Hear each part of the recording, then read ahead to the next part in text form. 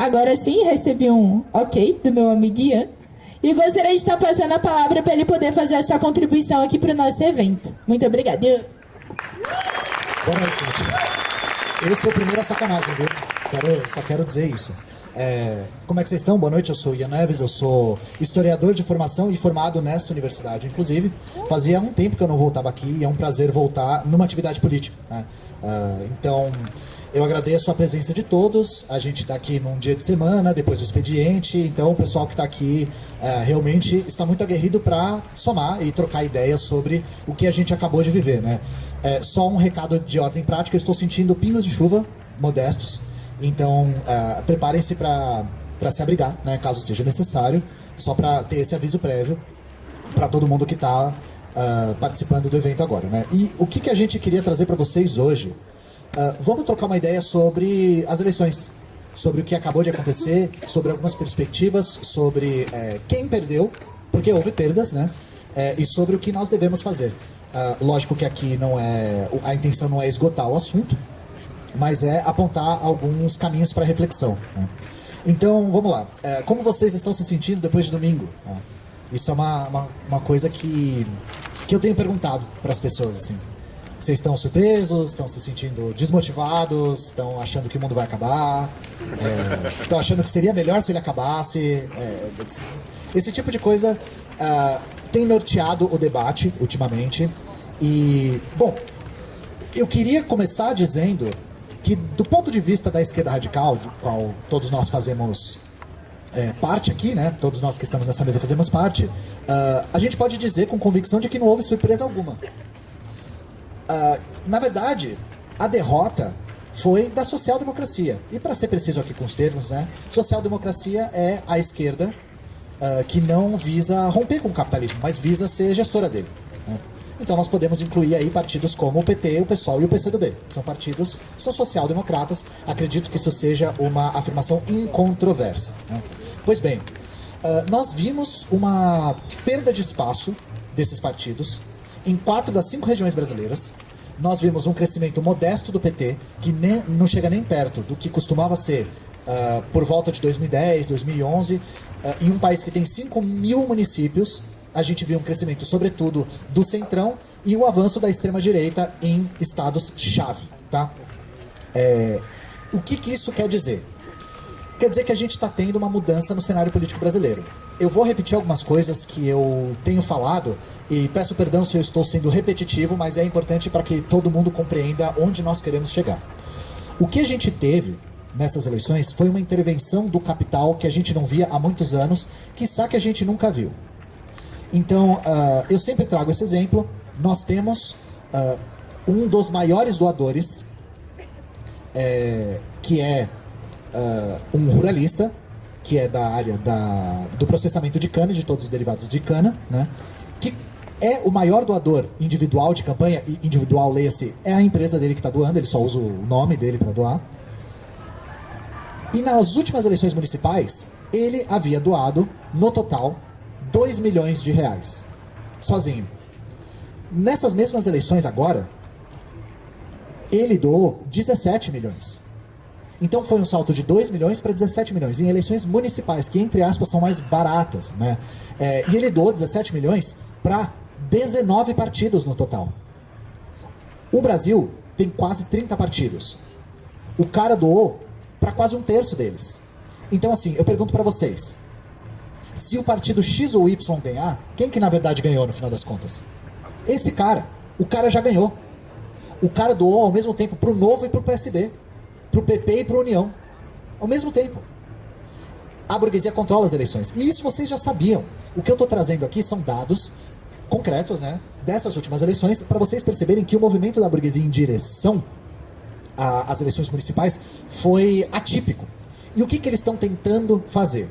Eles estão tentando construir terreno para 2026, para eles não só disputarem o executivo, mas disputarem o legislativo.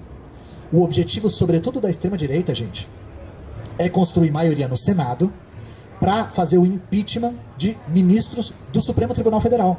Porque, de uma certa forma, o último bastião juspositivista que a gente tem no Brasil é o Supremo Tribunal Federal. E não me entendam mal, eu não sou do time Xandão, salvador da nação, tá? Eu estou falando o último bastião meramente juspositivista, que tem o mínimo respeito pela letra fria da Constituição. O Alexandre de Moraes foi indicado pelo Michel Temer e ele é um conservador, tá? Que fique claro. Mas, mesmo assim, ele está se mostrando um empecilho para a extrema-direita, e a extrema-direita agora está querendo construir maioria no Senado para abrir um processo de impeachment. Esse é o projeto deles, e eles falam isso sem nenhuma vergonha de ser feliz. Eles falam isso em voz alta. É isso que eles estão tentando fazer agora nessas eleições municipais. E vejam, nós tivemos agora a derrota mais do que esperada do Guilherme Boulos em São Paulo. Como nós estamos em São Paulo, vou me dar o direito de ser paulistocêntrico agora, que é uma coisa que eu evito fazer, mas eu acho que a maior parte das pessoas aqui vai entender o porquê dessa escolha, né? Nós tivemos aí uma coisa que talvez tenha chocado as pessoas da área, da ala social-democrata, né? Lembrando, social-democrata, a que não defende a ruptura com o capitalismo, mas sim a sua gestão. A área social-democrata tem se surpreendido com a vitória de um prefeito que era praticamente anônimo, que passou a maior parte do tempo escondido, que inclusive durante a campanha do Bruno Covas, foi muito escondido pelo Bruno Covas, porque ele tinha uma acusação, tem ainda uma acusação de violência doméstica, tá? E é um cara que, assim, as pessoas conhecem mais pelo formato da cabeça Filtro Melita 103 do que pelo nome, assim. E esse cara ganhou, né? Esse cara que tem o carisma dessa garrafa amassada aqui, ganhou as eleições. E parece dissonância cognitiva, né? Como que esse cara ganhou, sobretudo depois das enchentes, que em grande parte os danos materiais que nós tivemos foram por conta da falta de responsabilidade dele, né? Só que o que está acontecendo aqui? Primeiro que a gente tem que sair um pouco do campo de que tudo é discurso, tá? Tudo é discurso e na próxima o Boulos tem que melhorar o discurso dele. Tem que falar, não, o discurso dele tem que ser do Boulos histórico, tem que ser do Boulos paz e amor, foi uma estratégia boa ele falar com o Marçal, foi uma estratégia ruim ele se aproximar dos evangélicos. Gente, nenhuma dessas questões é a saída, tá? Nenhuma das questões é a saída. Se vocês forem analisar de perto como foi feita a campanha do Ricardo Nunes, ela era invencível. Por quê? Se a esquerda tentar disputar com a direita no campo dela, ela vai sempre perder. E o que eu tô chamando do campo dela? O campo do capital. Vocês acham que, no que diz respeito a fazer propaganda usando o capital como motor, quem que tem mais acesso a esse tipo de recurso? É a gente ou é a burguesia? Você não disputa guerra no campo do inimigo, nem em guerras reais, e também em guerras informacionais. Caso vocês não saibam, primeiro de tudo, né, a respeito do Ricardo Nunes, talvez tenha sido o governo mais criminoso que São Paulo já viu, tá? Por que eu digo isso? Porque o governo Ricardo Nunes foi a farra das superfaturações, do superfaturamento. O Ricardo Nunes superfaturou em prol de empresários tudo que ele pôs à mão. Tudo, eu digo tudo. Ele superfaturou fralda geriátrica. Ele superfaturou armadilha para dengue. Cada armadilha deveria custar R$10, ele comprou por 400 cada uma. O Ricardo Nunes, talvez no movimento mais cínico dele, superfaturou marmita e café e água para pessoa em situação de rua. Tudo isso em benefício do empresariado, ligado à venda de fraldas, à venda de armadilhas, à venda de marmitas e café e água, tá? E as coisas se acumularam. O tanto de superfaturamento que teve no governo é enlouquecedor. E aí vem essa mesma direita falando de Estado mínimo. Tá aparecendo Estado mínimo para vocês? O Estado comprando cada armadilha de R$10 por 400 parece Estado mínimo? Não é Estado mínimo, é balcão de negócios. Outra coisa, caso vocês não saibam, a gente tem uma taxa de reeleição altíssima no Brasil. Altíssima. Por volta de 60%. Nessas eleições foram 80%. E boa parte disso veio por conta do controle do orçamento público por parte do Congresso, por parte da Câmara dos Deputados, tá? No caso de São Paulo, a bancada que controla a maior parte do orçamento aqui na cidade é base do Nunes. Ou seja, o Nunes conseguiu irrigar obras públicas com dinheiro nas vésperas da eleição porque ele teve acesso a isso. E isso acarretou em uma outra coisa. Com esse tipo de demagogia, ele conseguiu cooptar lideranças de bairro. o Nunes conseguiu fazer muitas lideranças históricas de partidos que eram mais populares, como o PT e o PSOL, virem pro lado do dito centrão, porque o Nunes é do MDB, né? Então ele é do dito centrão, que é uma terminologia da década de 90, que tava com vergonha de se autoproclamar de direita por conta da ditadura militar. Mas não se enganem, tá? Esse nome centrão vem por conta de que se chamar de direita depois de uma ditadura não era jogo. Mas é a mesma coisa, tá? É só um rebranding, se vocês preferirem dessa forma. Essas lideranças locais falam assim: pô, a gente pedia pro PT fazer alguma coisa aqui na quebrada e demorava 6 meses para sair o orçamento. A gente pede pro Centrão, no mesmo dia cai. Por quê? Porque o Centrão controla a maior parte do orçamento na Câmara dos Vereadores. E aí, nas vésperas da eleição para reeleger o cabeça de Melita, eles fizeram chover. Só que tem uma outra coisa também. Eu não sei se vocês sabem, mas o Ricardo Nunes, ele é da alta burguesia, tá? Ele tinha uma empresa chamada Mosquito Solutions. É Mosquito Solutions, e não é soluções não. Não vem com esse negócio de soluções, é solutions, tá? Por isso que ele também tinha vínculos com os fabricantes de armadilhas para mosquito da dengue. E ele também, na sua juventude de pequeno burguês, né, pequeno de estatura, não pequeno de status de classe social, ele tinha também jornais de bairro, tá? E uma coisa que ele fez foi construir uma rede de comunicação gigantesca em jornais de bairro. Primeiro que na Folha de São Paulo ele já jogou 3 milhões pra Folha de São Paulo ficar elogiando o governo, tá?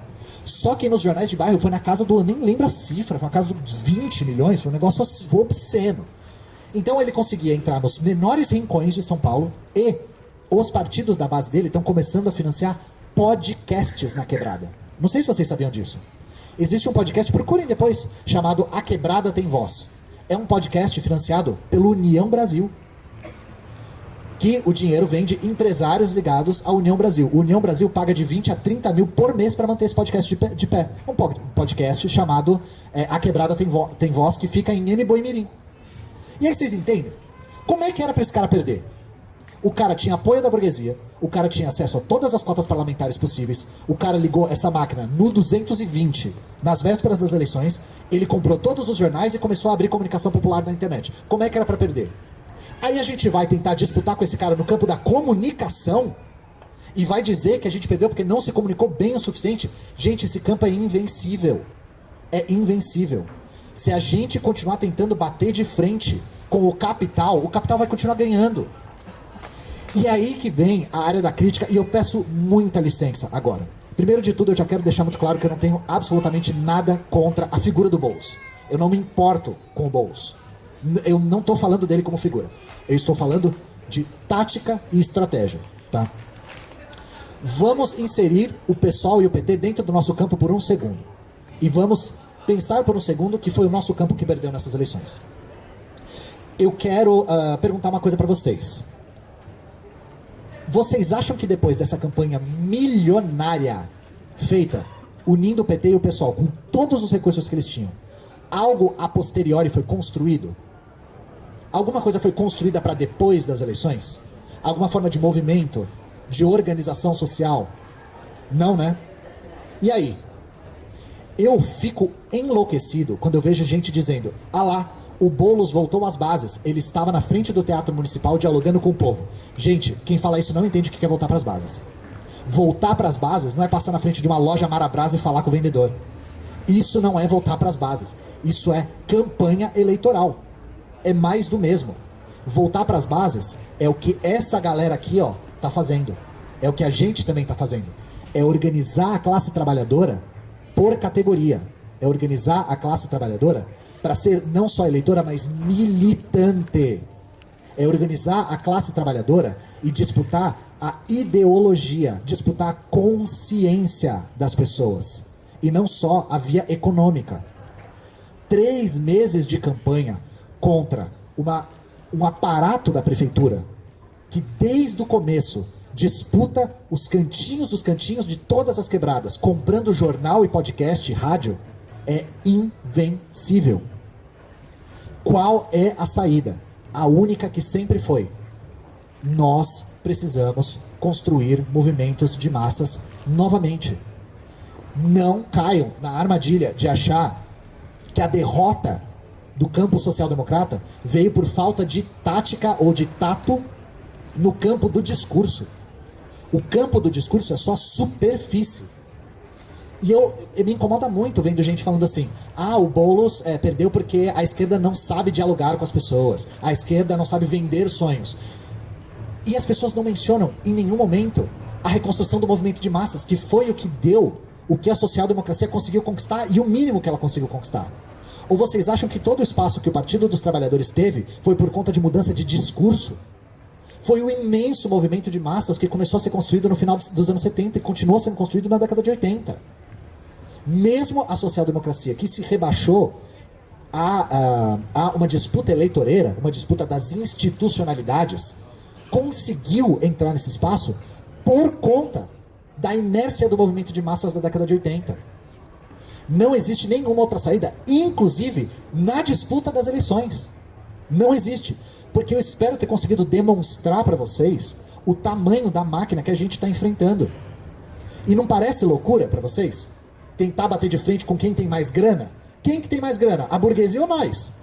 A burguesia. Não tem, isso não é uma coisa controversa. Só que o que a gente tem que eles não têm? Isso é uma coisa que eu nunca arredo o pé de dizer. A gente tem, primeiro, a maioria. E eu já vi gente falando assim, como assim a gente tem a maioria? A maioria do Brasil não é de esquerda? Eu não estou falando de espectro, tá? Eu estou falando de classe. A maior parte do mundo é classe trabalhadora. Estou falando de classe. Porque o mundo sempre vai precisar de trabalho.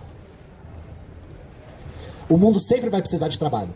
E os trabalhadores sempre vão existir. Burguesia, como não trabalha, não precisa existir. Simples dessa forma, tá?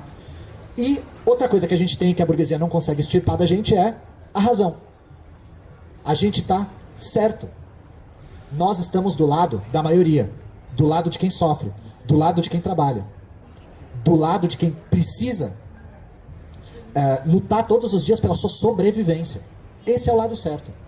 E essas duas coisas são poderosíssimas. Porque visto o tamanho da máquina que a gente tem que enfrentar, não era para ter movimento de esquerda nenhum. Não era nem para vocês estarem aqui. Visto que o Estado inteiro burguês tem uma polícia e um exército regulares, tem todo o judiciário e todos os três poderes aparelhados, por mais que a extrema-direita negue a respeito do judiciário, que fale que é uma ditadura de extrema esquerda, né? O debate aqui é de nível mais alto, assim, vocês sabem que não é o caso. A direita tem toda a mídia, todas as rádios, toda a televisão, todos os jornais, e agora todos os mesacasts, porque, né, desgraça pouco é bobagem. Mesmo com tudo isso, vocês estão aqui depois do expediente ouvindo gente autodeclarada comunista falando sobre as eleições. Isso é o poder da maioria e da razão. Não era nem para ter o P. Não era para ter nada, tá? Visto a proporção. Significa que tem algo a nosso favor. E o que tem a nosso favor é o que a gente tem que usar. Só que a gente tem que organizar isso. A gente tem que organizar a maioria e organizar essa razão. A disputa tem que ser no campo prático e no campo ideológico. Ela tem que ser no campo da ação e no campo da consciência. Tem que ser as duas coisas. Mas não no que diz respeito à propaganda 3 meses antes de uma eleição. É antes, é durante e é depois das eleições. Vocês veem a postura da Unidade Popular diametralmente oposta à postura, por exemplo, do PT e do PSOL. Porque antes das eleições, durante as eleições e depois das eleições, o trabalho é contínuo e interconectado. A gente estava falando a respeito do Olga Benário mais cedo, não é? O Olga Benário precisa ganhar as eleições para construir casa de referência? Não precisa, constrói agora. O MLB precisa ganhar cargo para fazer ocupação urbana, para dar casa para quem precisa? Não, faz agora. Nós também estamos organizando trabalhadores que utilizam as mídias sociais para o seu ofício. Caso vocês não conheçam a Soberana, que é a organização da qual eu faço parte, a gente organiza trabalhadores que hoje em dia são PJ, ou seja, são os CEOs de MEI, né, são donos de si mesmo, e que na verdade são subproletários. São pessoas que trabalham à distância, usando ferramentas como celulares e que têm muita dificuldade de se organizar. Como a gente trabalha com a internet, a gente busca organizar essa categoria especificamente. E não precisa de cargo para isso, é agora que a gente está fazendo. A gente organiza agora. Beleza? Esse é o recado que eu queria dar. Eu só queria finalizar dizendo uma coisa. Hoje São Paulo foi à venda, tá, gente? Caso vocês não tenham visto, hoje o Tarcísio bateu naquele martelo ridículo dele, vendeu sei lá quantos quilômetros de estrada, 33 escolas, trecho de... não tô me lembrando o que mais, mas enfim, foi tanta coisa que eu tô esquecendo, pra vocês terem uma ideia, tá? E hoje, a UP e a Soberana foram para as ruas e vai ter mais evento, tá? O que eu quero fazer aqui para vocês é um chamado. Prestem atenção nesses chamados, porque dia 4 vai ter o segundo leilão e a gente tem que encher as ruas contra isso.